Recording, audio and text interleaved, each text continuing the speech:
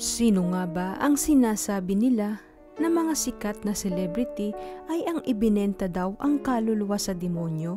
Sa panahon natin ngayon ay maraming mga naglalabasan na pumapatungkol kay Satanas. Isa na nga dito ay ang pagbebenta ng kaluluwa kapalit ang karangyaan at kasikatan. Pero bago natin isa-isahin kung sino-sino nga ba ang mga Hollywood celebrity na ito, ay kung bago ka pa lang sa aking channel ay hinihiling kong mag-subscribe ka na. Pindutin mo na din ang notification bell upang lagi kang updated sa mga video na gaya nito. May katotohanan nga ba ito o sadyang haka-haka lamang? Pero kung ikaw ang tatanungin, handa ka ba na gawin ang lahat para lamang sa karangyaan at kasikatan? Magiging masaya ka kaya? Paki-comment naman mga idol ang inyong opinion kung gusto nyo at interesado kayo sa mga video na kagaya nito. Ano nga ba ang konsepto ng soul selling? Ayon sa mga teorya, ito daw ay ang pagbebenta ng kaluluwa kay Satanas. Kapalit nito ay kasikatan, kapangyarihan, katagumpayan, kayamanan o anuman ang nais na hinging kapalit ng nakikipagkasundo. At kapag nagkaroon ng agreement ay mapupunta na daw ang kaluluwa nito kay Satan at magiging pagmamay-ari na niya ito. Ilan na din sa mga conspiracy theory na karamihan daw ay nakipagkasundo dito ay ang mga sikat na Hollywood singer na kagaya ni na Elvis Presley. Ayon sa sabi ng ibang tao, ay napabalita na kaya daw nito naabot ang kanyang tagumpay bilang isang sikat na Hollywood celebrity sa buong mundo at sinasabing ito daw ay nakipagkasundo sa demonyo. Ang ilan sa kanyang mga tagahanga at ayon sa theorist ay naniniwala na si Elvis Presley ay hindi lamang sa musika at dahil sa kanyang talento ito nakilala, kundi siya ay pinaniniwalaang lihim na nakianib sa misteryoso at supernatural na sinasamba.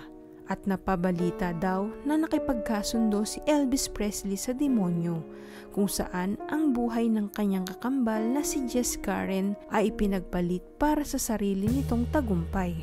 Talaga namang ang Hollywood singer na si Elvis Presley ay sadyang nakilala sa buong mundo. Subalit hindi naman napatunayan na si Elvis Presley daw ay nakipagkasundo kay Satan dahil wala naman daw itong concrete evidence. At ang pangalawa sa ating listahan ay si Taylor Swift. Siya ay isang Hollywood celebrity na isa sa pinakasikat na singer sa buong mundo. Maraming mga tao ang gustong panoorin ito. Kahit saang bansa siya mag-concert ay talaga naman siyang dinudumog para lang makita ito at kahit pamahal ang ticket ng concert ay nasosold out pa din ito. Dahil sa bukod sa kagandahan nitong taglay ay sadyang madadala ka sa magandang tinig nito. Pero sa kabila ng kasikatan nito, ayon nga sa mga teorya, ay binenta daw nito ang kaluluwa sa demonyo. Dahil daw kapag siya ay magko-concert ay parang may mga ritual at simbolo na pumapatungkol kay Satan. Ang ilan sa mga music video niya na siya daw ay parang may impluwensya kay Satan at nagpapakita daw na iyon ay si Satanas. Hindi naman natin maikakaila na isa siya sa pinakasikat na singer sa buong mundo. Dahil sa katanyagan niya sa karera ay umabot na ang network niya sa $1 billion. Kaya naman pagdating sa larangan ng musika ay pumapangalawa na siya sa pinakamayamang babae. Dahil sa pagiging matagumpay nito sa karera ng music industry ay marami ang nagsasabi na ito daw ay nakipagkasundo kay Satanas para sa karangyaan at kasikatan. At ang sumunod sa listahan ay si Billie Eilish, isa din sa mga Hollywood celebrity na masasabing isang sikat na singer sa panahon ngayon. Ayon sa conspiracy theory na ang ilan sa mga awitin, music video at concert ay pumapatungkol daw ito kay Satanas. Isa na din sa kanyang music video na may pamagat na All Good Girls Go to Hell. Doon daw ay ipinapakita na siya ay bumagsak ng mabilis mula sa langit, na sinasabi na siya daw ay nagrebelde sa Diyos at ito ay inihahalin tulad kay Lucifer na bumagsak mula sa langit at parang fallen angel dahil siya ang dating anghel sa langit na sumuway sa Diyos. Ang isa pa sa lyrics na kanyang awitin na For the Deaf I Owe Gotta Sell My Soul.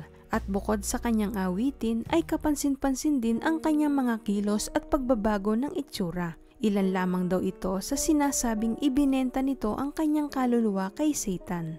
At may ilan sa nagsasabi na sinapian daw ito habang siya ay nagko-concert dahil sa pagbabago ng itsura at kilos nito, bukod sa mga haka-haka ng kanyang mga tagahanga na ibinenta daw nito ang kaluluwa kay Satan.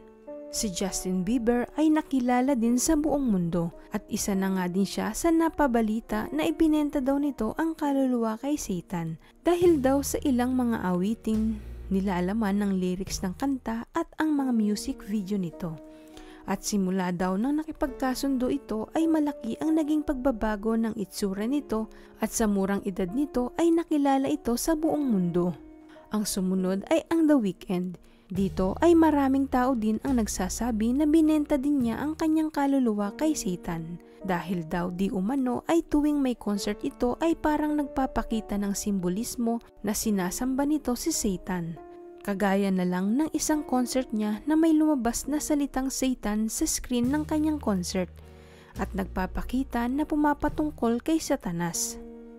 Nagpapakita din ng simbolismo ng Satan ang ilan sa kanyang mga lyrics, pumapatungkol sa sex and drugs na pinapakinggan ng mga tao sa buong mundo.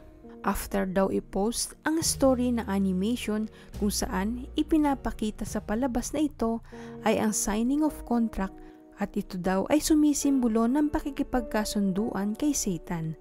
Pagkatapos nito ay inirelease daw niya ang awitin nila na popular. At ang nilalaman daw nito ay patungkol sa gagawin daw ang lahat para makamit ang kasikatan, kahit na daw ipagbenta ang kaluluwa. Bukod sa mga concert nito at mga likhang kanta, ay marami pa daw pinakitang simbolo ang The Weeknd na pumapatungkol sa pagsamba sa demonyo at ilan na lamang daw ito na nagpapahiwatig na ibinenta nito ang kaluluwa kay Satan. Si Lady Gaga daw ay nagtataguyod ng mga mensahe ng demonyo sa pamamagitan ng kanyang mga kanta kagaya na lang ng kantang Judas na tila umano'y kinukutya ang Panginoong Hesus. Dinagdagan pa ng malasatanic fashion at malawakang pagsuporta sa LGBT community na siyang naging basihan ng mga tao na siya daw talaga ay alagad ng isang demonyo. Tila hindi din normal na tao ang trigger dito kay Lady Gaga dahil sa loob ng maraming taon ay samot-sari na rin ang kanyang nakakaalitan kagaya na lang nina Katy Perry, Madonna, Christina Aguilera at marami pa. Dahil daw dito ay isa sa sinasabing binenta daw nito ang kaluluwa sa demonyo para sa kasikatan. Ang isa pa sa sinasabi na nagbenta ng kaluluwa ay si Sam Smith dahil daw naging usap-usapan ang naging setup ng stage nung mag-concert siya sa Grammys.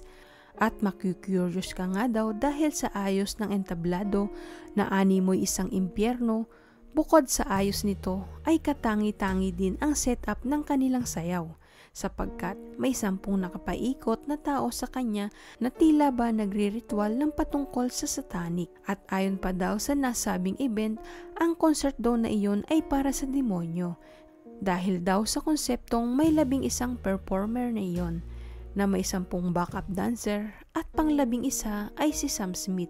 Ayon daw sa paliwanag ng Neuromology Satanism, ang number 11 daw ay mahalaga at sinasabing ito daw ay tinatawag na 11 Rules of Satanism. Bukod sa performance ay nagpapakita din daw ng simbolismo ang title ng kanyang awitin na isa na nga dito ay ang Unholy. At alam naman natin na kabaligtaran ito ng salitang holy o banal na sinasabi ng ating poong may kapal. Kaya naman ayon sa sabi-sabi na ang title pa lang ng kanta ay may sa demonyo na. At marami rin sa kanyang mga tagahanga ang nagsasabi na malaki ang pinagbago ng itsura niya simula nang binenta nito ang kaluluwa sa demonyo.